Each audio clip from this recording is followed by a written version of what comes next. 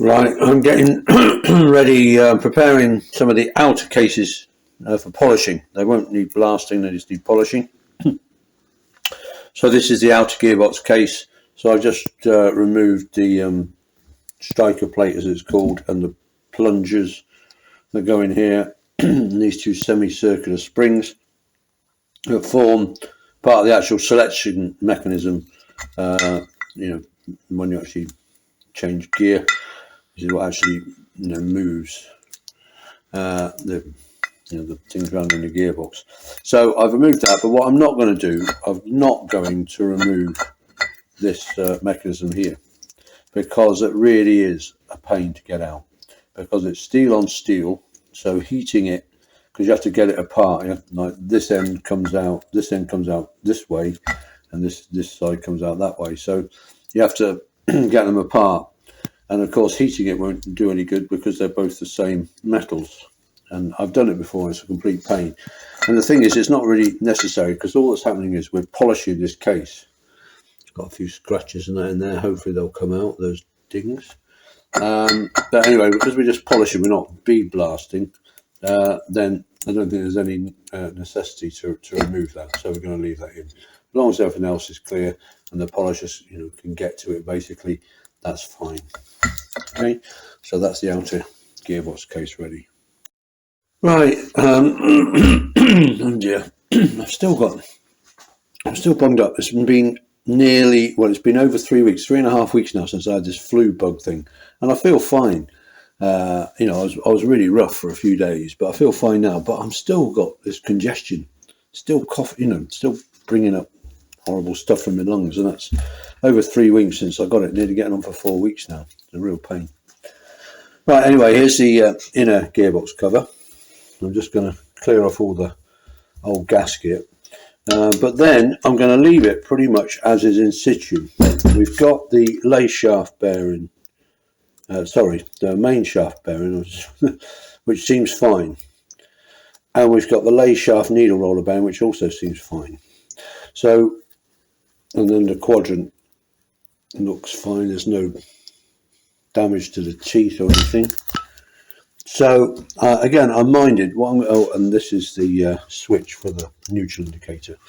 But basically, I think I'll take the switch out. I might even leave the switch into it. Now I'll take the switch out only to stop it being damaged, because these these tangs here, you drop it or whatever, put some weight on them, and then they break away, so they lose contact. Where they're actually riveted to the switch. Because from my experience, if you replace these switches, the replacements just aren't up to it. So if that's a decent switch, we want to keep it. But anyway, apart from that, I'm going to leave everything in situ, because I'm not having this vapor blaster, because you don't see much of it at all.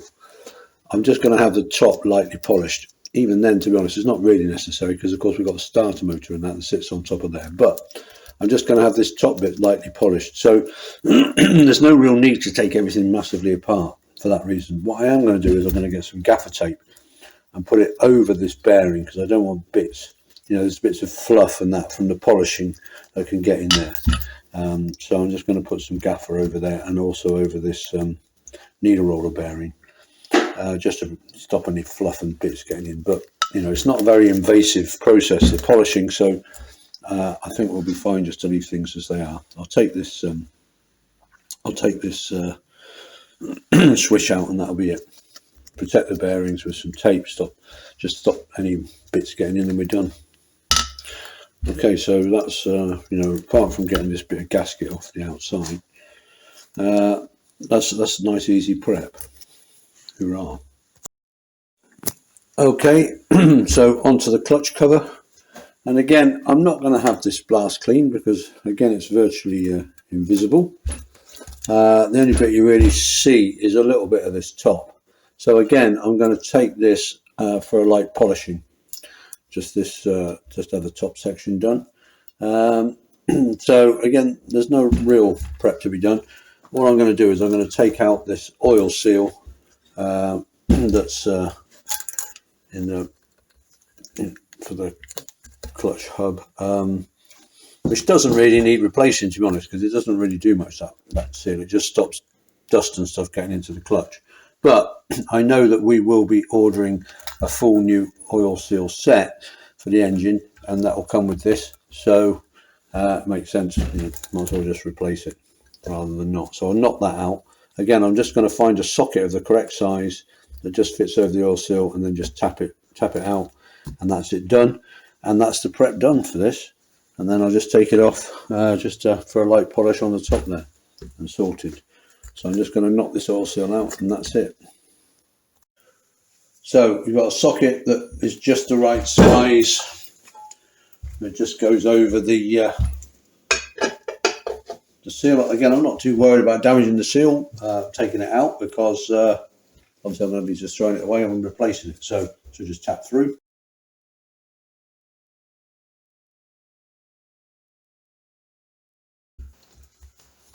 There we go. That should have been easier, I've got a feeling. Yeah. Idiots are us. That socket is too big. It doesn't go through, does it? But anyway, no damage done, and the seal's out. Always check that the socket you've got is actually small enough to go through the hole and not sit on it. Hey. Anyway, that's now prepped and ready to go for polishing. Okay, so now I'm prepping the primary chain cases, and I'm prepping these for polishing, because we've got the inner chain case here, but really it's a polished edge here, so I don't really want to blast it. So again, I'm just going to prep it so that it goes down and has that top edge polished, and that's it. That's the only bit you see. And to prep it, again, these bearings look okay. These little roller bearings. So I'm going to keep them. Again, I'm going to put some Gaffa over to stop any bits getting in. But that's it. I will be replacing this oil seal, because this is an important oil seal that goes into the clutch later, but I'm going to leave the oil seal in situ for now to protect the bearing behind it. But I will be putting some we've got the oil seal there, yeah, which I may also replace, we'll see. But for now, again, leaving it in but that's not such a critical oil seal really, but I'm leaving things there for protection purposes for now. And then again, that'll be it. Oh yeah, there's a slight sort of bit of damage on this sort of Allen key hole. So what I'm going to do is I'm just going to use a Dremel just to tidy it up a bit so it doesn't look so bad. Obviously, looking at this, at some point something's been like dropped on it or something. I don't know, but it just looks. I'm just going to Dremel it just to smooth it out so it doesn't look so bad. It's either that or have it all welded up and that, which seems a lot of effort just for a little chip. So I think the better option is just to smooth it out a bit. And then the actual outer casing, again, I'm going to cover the bearing up because the bearing is good. I'm just going to take out the primary chain adjuster and the clutch adjuster, and that's it. And then that'll be, again, and that's going to be polished and it'll look nice, but that's all I really need to do. And it'll just go like that, protect that bearing. Again, gaff tape it, and we're ready and we're good, which is nice in terms of prep. Okay, and there we have it. The parts are dismantled and ready to go down for either blast cleaning or for machine polishing, which I'm really pleased about, because dismantling an engine is generally a fairly horrible business. Everything's covered in grime, grease, dirt, oil. It's a mucky, that old gasket, ugh. And you can't get that gasket off, and it's a real pain. But two things. Firstly, of course, this engine came to me fully dismantled.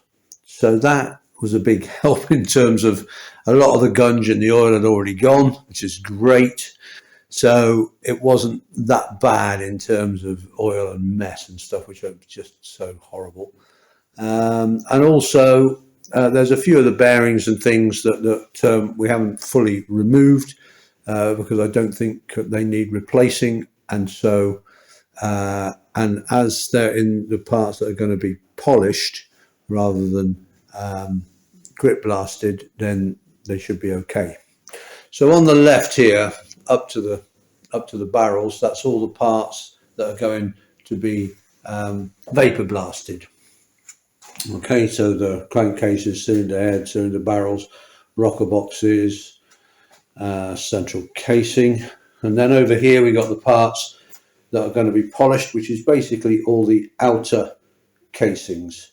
Although we've got the clutch casing and the inner gearbox casing, they're also going to be polished just on the tops because they're pretty clean. This engine is pretty clean anyway, as you can probably see from the crankcases and that. It's not horribly, as bad as they can be. It's only really the cylinder head that's got any real gunk on it, and obviously the rocker boxes, they always, take a hammering from all the dirt and stuff. But the engine is generally pretty clean, so we don't have to vapor blast those two cases, and the other cases, and that inner primary case, we just need to polish the top. But yeah, all these cases taken down for polishing, and all these cases going to be taken for vapor blasting. Then when we get them back, then we'll take the necessary parts down to the engineers and look at having new valve guides and rebore, etc. Any engineering work that needs doing. Okay. It's still going to be hard though with the vapor blasting because it still messes up. It messes the threads up. Now I don't know why it does, but I know it does. So that means when it comes back, all the threads, and there are many of them, we're going to have to tap them all out. Even if they're good, they need a tap run down them just to clean them out, because for some reason that vapor blasting, it does mess the threads up in these cases. It's a real pain, but there we go. Okay, but we're all done, and we can get them down to the various companies to do their work.